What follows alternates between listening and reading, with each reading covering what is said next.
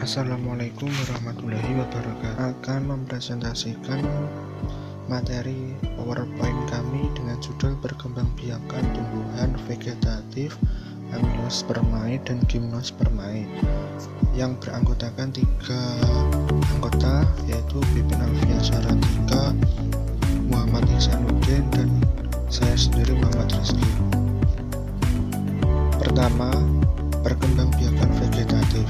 Perkembangan vegetatif yaitu perkembangan yang dapat dilakukan melalui beberapa cara, yaitu melalui akar tunggal, stek batang, cangkok, okulasi, sambung, dan sebagainya.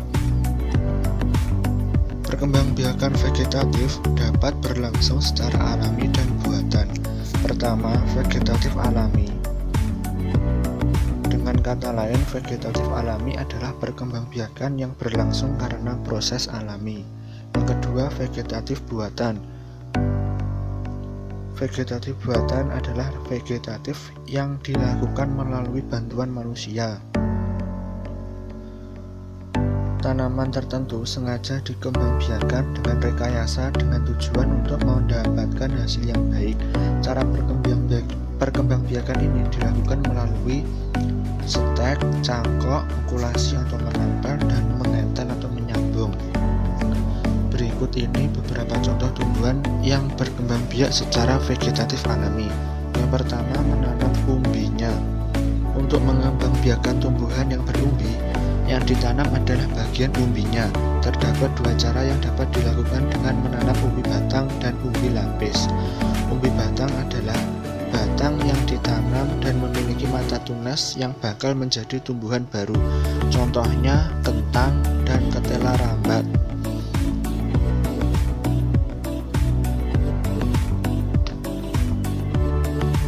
Sementara itu, umbi lapis memiliki susunan berlapis-lapis. Bagian yang berlapis-lapis itulah yang disebut dengan tunas. Tunas tumbuh membesar sehingga membentuk siung. Siung ini dapat tumbuh menjadi tumbuhan baru. Contohnya bawang merah, bawang putih, dan bunga lili. Yang kedua, menanam tunasnya. Tunas muncul pada pangkal batang. Pangkal batang ini terdapat di dalam tanah. Tunas akan tumbuh menjadi tumbuhan baru. Contohnya tanaman pisang, bambu, dan tebu. Untuk gambarnya bisa dilihat ini. Yang ketiga yaitu menanam akar tinggalnya. Akar tinggal adalah batang yang terdapat di dalam tanah. Batang tersebut tak berruas-ruas dan tumbuh mendatar. Di setiap ruas akan tumbuh akar. Tunas ini dapat tumbuh menjadi tumbuhan baru. Contohnya jahe, kunyit, lengkuas, alang-alang, dan rumput. Yang keempat, menanam geragihnya. Geragih atau biasa disebut dengan skolon adalah batang yang menjalar di atas tanah. Batang tersebut berruas-ruas. Pada dasarnya dapat tumbuh tunas yang kemudian tumbuh menjadi tumbuhan baru. Contoh tumbuhan yang berkembang biak dengan geragih adalah rumput teki dan stroberi. Untuk gambar ini contoh gambar stroberi. Yang kelima yaitu menanam daunnya. Untuk yang cara ini dapat mengembangbiakkan tumbuhan juga dari daun yang dipetik kemudian ditanam di tanah, maka akan tumbuh tunas di tepi daun tersebut yang nantinya akan menjadi tumbuhan baru. Contohnya tumbuhan ini yaitu adalah cocor bebek. Untuk gambar ini bisa dilihat. Berikut contoh dan cara perkembangbiakan tumbuhan secara vegetatif buatan. Vegetatif buatan ini dilakukan oleh bantuan manusia. Yang pertama, mencangkok. Mencangkok adalah membuat cabang tanaman menjadi berakar. Mencangkok dilakukan pada cabang yang dekat dengan batang. Caranya, sebagian kulit cabang dibuang, cabang itu kemudian dibalut dengan tanah. Pada cabang yang dicangkok akan tumbuh akar. Cabang ini siap ditanam menjadi tanaman baru. Mencangkok biasanya dilakukan pada tanaman yang berkambium. Contohnya tanaman mangga, jambu air, dan rambutan. Untuk urutannya bisa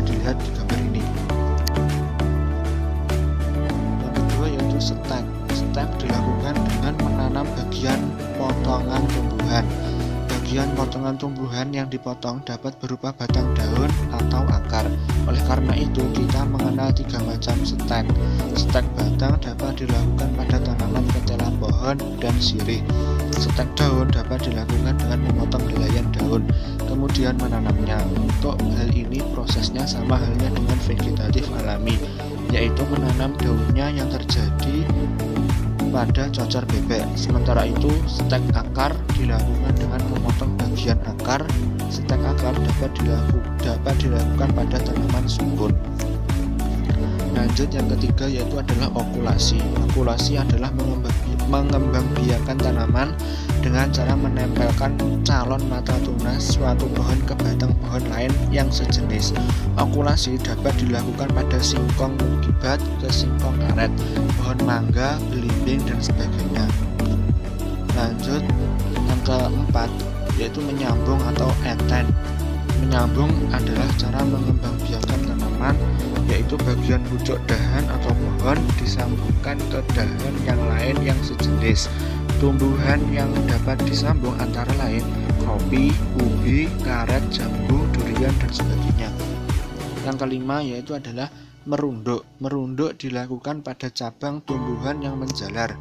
Cabang dirundukkan dan ditimbun tanah. Akar akan tumbuh dari cabang yang tertimbun tanah. Apabila akar sudah banyak, cabang dapat dipotong dari induknya. Perkembangbiakan dengan cara merunduk dapat dilakukan pada tanaman alamanda. Yaitu yang bisa saya jelaskan. Kemudian untuk materi untuk Angiospermae dan Gymnospermae akan dijelaskan oleh teman saya berikut ini.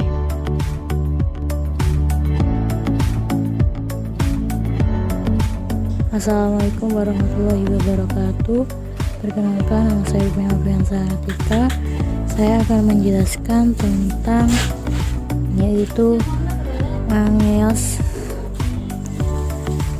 yaitu perkembangan Angiospermae. Angiospermae terdiri dari atas satu divisi yaitu Anthobiota, tumbuhan berbunga dan yang merupakan 80% tumbuhan saat ini. Divisi dibedakan antara dua kelas yaitu tumbuhan monokotil dan dikotil. Nah, selanjutnya Angiospermae ini merupakan tumbuhan berbiji tertutup dan organ vegetatif. Tumbuhan ini terdiri dari akar, batang, dan daun. Akar, batang, dan daun ini terdiri dari sistem jaringan yang sama, yaitu sistem jaringan dermal penutup, sistem jaringan pembuluh, dan sistem jaringan dasar. Nah, ciri tumbuh-tumbuhan Angiospermae itu apa? Yaitu satu ciri Angiospermae memiliki bakal biji atau biji yang tertutup oleh daun buah, mempunyai bunga sejati umumnya. Pada umumnya, tumbuhan ini berupa pohon, perundu, semak, liana, dan herba. Yang kedua, ciri-cirinya adalah reproduksi terjadi pembuahan ganda yang dibedakan menjadi dua, yaitu monocotyledonia atau berkeping satu dan dicotyledonia berkeping dua. Yang ketiga, alat perkembangan yang terdapat pada bunga. Keempat, bunga bentuk dan susunan urai daunnya itu bervariasi. Memiliki bunga sesungguhnya, 6 akar, batang, daun dibedakan dengan jelas. Angiospermae ini dibedakan menjadi dua kelas, yaitu kelas monokotil dan kelas ditilkodi. Nah, kelas monocotyledone itu berkeping satu. Pada umumnya berupa tumbuhan herba semusim atau setahun, memiliki ketiolnya tunggal berkeping satu. Kelas monocotyledone berkeping satu umumnya berupa tumbuhan herba semusim atau setahun, memiliki cotyledon tunggal atau berkeping satu, batang tidak bercabang, kantong sedikit, tidak memiliki kambium. Terdiri dari beberapa famili yaitu Liaceae, misalnya Limonium, Almonchipa, Alimium sativum, Alimium asonicium, Plame, keluarga misalnya Cocos Mochifera, kelapa, Monixia, kurma.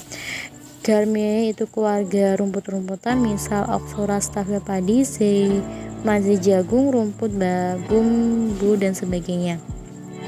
Kelas Dictyo itu berkeping dua, yaitu Carpoicalia, misal Dianthus jenis Mongoniliaceae misalnya itu Magnolia yaitu cempaka putih, Rosaceae misalnya Rosa hybrida yaitu bunga mawar. Nah, siklus hidup reproduksi Angiospermae bisa dilihat di situ gambarnya seperti itu, dan teman-teman bisa melihatnya di gambar PPT. Mungkin cukup sekian dari presentasi saya. Apabila ada kurang lebihnya saya mohon maaf. Assalamualaikum warahmatullahi wabarakatuh. Mungkin untuk presentasi selanjutnya akan dipresentasikan oleh teman kelompok saya. Selanjutnya di sini ada perkembangbiakan Gymnospermae. Gymnospermae adalah tumbuhan yang memiliki biji terbuka. Gymnospermae berasal dari bahasa Yunani yaitu geminos yang berarti telanjang dan sperma yang berarti biji, sehingga Gymnospermae dapat diartikan sebagai tumbuhan berbiji terbuka. Tumbuhan berbiji terbuka merupakan kelompok tumbuhan berbiji yang bijinya tidak terlindungi dalam bakal buah atau ovarium. Secara harfiah, Gymnospermae berarti gem, telanjang, dan spermae, tumbuhan yang menghasilkan biji. Pada tumbuhan berbunga Angiospermae atau Magnolipidae, biji atau bakal biji selalu terlindungi penuh oleh bakal buah sehingga tidak terlihat dari luar. Pada Gymnospermae, biji nampak atau terekspos langsung atau terletak di antara daun-daun menyusun stropilus atau runjung. Selanjutnya sekilas tentang tumbuhan berkembangbiakan dengan Gymnospermae, bisa dilihat di sini dari gambar-gambar tersebut. Ada gambar di sini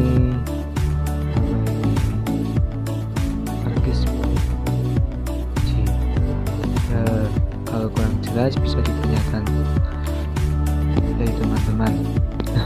Selanjutnya ciri-ciri tumbuhan Gymnospermae atau tumbuhan berbiji terbuka itu dibedakan menjadi 6.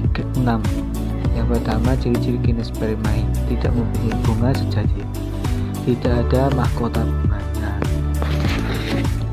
Yang kedua, bunganya berupa strobilus yang mampu menghasilkan sket berupa tetes getah yang berisi sel kelamin jantan pada strobilus jantan dan sel telur pada strobilus betina. Yang ketiga, bakal biji terdapat di luar permukaan dan tidak dilindungi oleh daun buah. Yang keempat, merupakan tumbuhan heterospora, yaitu menghasilkan 2 jenis spora berlainan. Yang kelima, spora itu berupa megaspora membentuk gamet betina, sedangkan mikrospora menghasilkan serbuk sari. Struktur reproduksi terbentuk di dalam strobilus. Yang keenam, dalam reproduksi terjadi pembuahan tunggal. Selanjutnya, Gymnospermae dibagi menjadi 4 kelompok. Ada di sini bisa dilihat Cinconiae, Cecadinae, Genetinae, Coniferae atau Pinopeta. Di sini ada penjelasan. Yang pertama, Ginkgoinae hanya mempunyai 1 spesies di dunia ini, yaitu Ginkgo biloba diseus. Biji tidak ada di dalam ujung benar-benar terbuka ke udara bebas. Selanjutnya yang kedua, Cecadinae hidup di daerah tropis dan subtropis. Deisis contohnya seperti Cecas revoluta, Pakis haji atau Cecas rubi, M. cephalatos, Tansphenosus. Selanjutnya yang ketiga, Genetinae berbeda dengan kelompok lainnya karena memiliki pembuluh kayu untuk mengatur air pada bagian siripnya. Contohnya seperti Ginetum, Gimon, Epirda, dan Welwitschia. Selanjutnya yang keempat, Coniferae atau Pinopeta dikenal sebagai conifer, menghasilkan resin atau getah. Monoses, daun berbentuk jarum, seperti contohnya Pinus mercurius Merkusi, atau Tusam atau Pinus, Agathis alba atau damar, cemara, konifer, dan lain sebagainya. Selanjutnya manfaat genus spermae. Manfaat genus spermae yaitu untuk industri kertas dan korek api, atau Pinus dan Agathis, untuk obat-obatan, atau Pinus Ephedra juniperus, untuk makanan, atau